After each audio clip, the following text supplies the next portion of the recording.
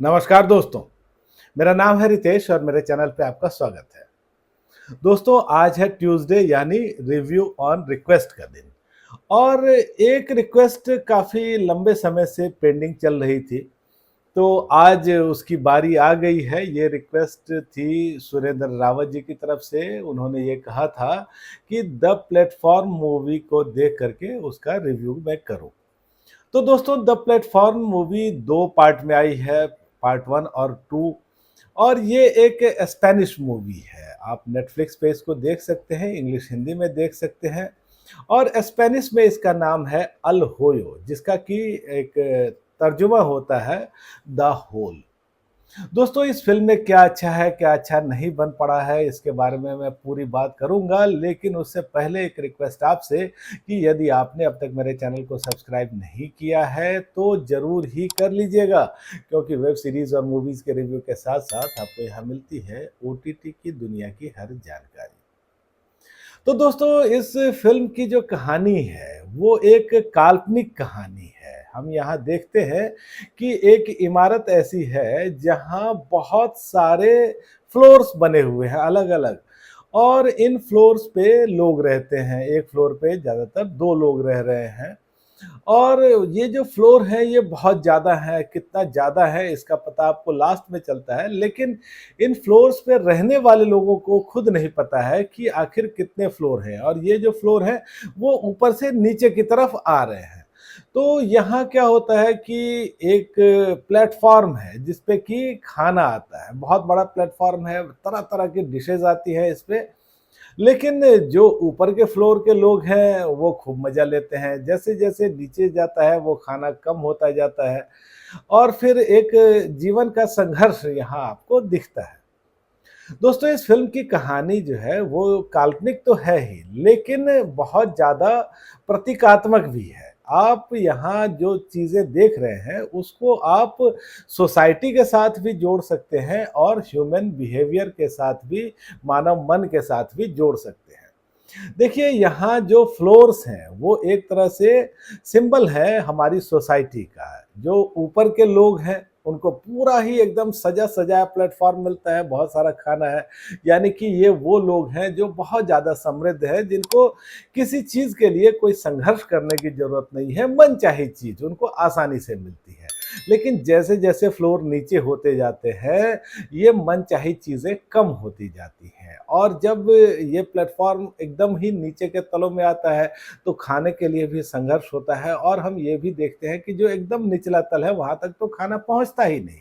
तो आप इसको एक समाज के आईने के तौर पे देख सकते हैं। हमारे समाज में भी ऐसा है, जो बहुत ही समृद्ध धनी लोग हैं, उनको किसी बात की चिंता नहीं। बहुत सारे लोग ऐसे हैं जो थोड़ी बहुत चिंता, थोड़े बहुत एफर्ट से अपना जीवन चला रहे हैं, लेकिन फिर भी इस समाज में या कहिए कि बहुत सारा जो है एक एरिया ऐसा है, बहुत सारे लोग ऐसे हैं जो भोजन के लिए भी संघर्ष करते हैं और इस तरह की कई खबरें आप देखते होंगे कि दुनिया के कई हिस्सों में साफ पानी मिलना एक वरदान का समान है। दुनिया के कई हिस्सों में लोगों को 2 वक़्त का भोजन भी नसीब नहीं होता है। तो ये जो चीज़ है सिंबोलिज़्म वाली, ये आपको अच्छी दिखती है। इसके अलावा दोस्तों, यहाँ जो ह्यूमन बिहेवियर है, वो भी आपको दिखता है कि देखिए, समाज में असमानता क्यों है? उसकी वजह है हमारा स्वार्थ, हमारे लालच। अब देखिए कि जब ऊपर के प्लेटफ़ॉर्म पे खाना है, तो अगर ऊपर वाले उतना ही खाएँ जितनी की उनको ज़रूरत है, तो नीचे तक वो खाना पहुँचेगा। लेकिन ऊपर वाले क्या कर रहे हैं? वो जो चाहे, जितना चाहे ठूँस ले रहे हैं। कुछ चीज़ें बर्बाद कर दे रहे हैं और इसकी वजह से जो नीचे के लोग हैं, उनको भोजन के लिए तरसना पड़ रहा है। तो जो ऊपर के लोग हैं, उनका जो लालच है, जो उनकी ग्रीड है, वो दूसरे लोगों के लिए समस्या बन जाती है, इतनी समस्या कि उनको अपने वजूद के लिए संघर्ष करना पड़ता है। फिर हम ये भी देखते हैं कि जो नीचे के फ्लोर्स हैं, वहाँ बहुत ज़्यादा भाव है, वहाँ एक-एक चीज़ के लिए संघर्ष है। तो वहाँ क्या है? वहाँ संघर्ष है, इसीलिए वहाँ हिंसा भी है, वहाँ प्रतिद्वंदिता की भावना बहुत ज़्यादा है और जो मानवीय मूल्य हैं, उनका वहाँ बहुत ज़्यादा क्षरण हो जाता है। क्योंकि जब सवाल आपके होने या ना होने का हो, तो फिर इंसानियत की याद किसे रह जाती है? और दोस्तों यहाँ आप ये भी देखते हैं कि जो इक्वली डिस्ट्रीब्यूशन नहीं है समाज में, वो भी एक बहुत बड़ी वजह है समाज के पिछड़े होने की, हिंसक होने की, असभ्य होने की और आपस में लड़ने झगड़ने की। तो बहुत अच्छे तरीके से इन चीज़ों को यहाँ सिंबलाइज़ किया गया है, एक कहानी के माध्यम से आपको दिखाया गया है, ह्यूमन इमोशन यहाँ आपको दिखता है। और यहाँ आपको कुछ चीज़ें और भी दिखती है कि जैसे यहाँ कुछ लोग हैं जो इंसानियत की लौ जलाए रहना चाहते हैं। एक महिला है जो अपने बच्चे को ढूँढ रही है और एक व्यक्ति है जो कि उसकी मदद भी करना चाहता है, या फिर जब बहुत ज़्यादा स्थिति विकराल हो जाती है तो लोगों को ये लगता है कि कोई तो ऑर्डर होना चाहिए, कोई तो नियम कानून होना चाहिए और वो इसके लिए कोशिश करते हैं। लेकिन कानून इतनी आसानी से नहीं बनाया जा सकता, ना ही लागू किया जा सकता।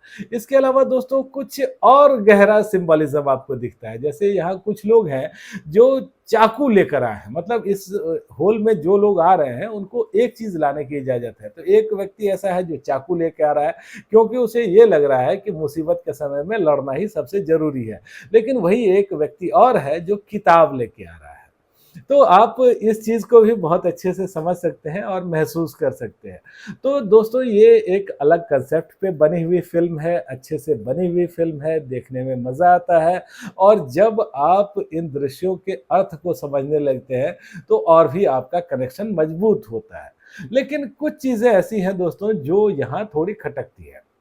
सबसे पहले तो ये कि ये कौन लोग हैं जो अलग-अलग फ्लोर्स पे रह रहे हैं और ये क्यों आए हैं? हालाँकि ये दिखाया जाता है कि ये लोग अपनी मर्ज़ी से पार्टिसिपेट करने आए हैं। लेकिन क्या है? क्या ये बिग बॉस का घर है? क्या कोई ऐसा विजेता होने वाला है? क्या किसी को बहुत सारा इनाम मिलने वाला है? लोग क्यों यहाँ आकर के नारकीय ज़िंदगी जी रहे हैं? दूसरी बात ये है कि कुछ-कुछ दिनों में लोगों के फ्लोर बदल जाते हैं।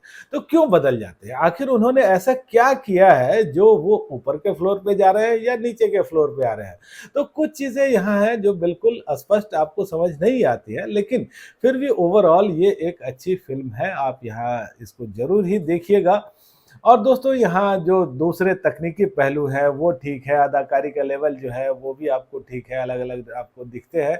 और ये फ़िल्म कहिए कि एक साफ-सुथरी फ़िल्म तो है, लेकिन कुछ जगहों पर यहाँ न्यूडिटी के दृश्य भी है या फिर कुछ जगहों पर आपको हिंसा दिखती है, ऐसी हिंसा जो देखने में आपका मन विचलित हो सकता है।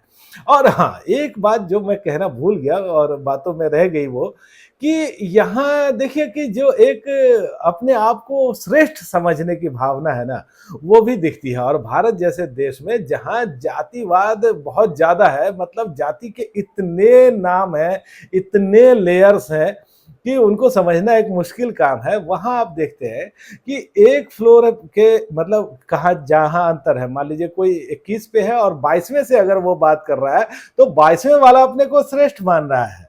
तो ये बात भी जो है यहाँ काफ़ी सिंबॉलिक है, काफ़ी रियलिटी के करीब है। तो दोस्तों मैं तो ये कहूँगा कि इस फ़िल्म को आप ज़रूर ही देखिए और बहुत सारी सच्चाई आपके सामने आएगी, मज़ा आएगा, एंगेजिंग फ़िल्म है ये।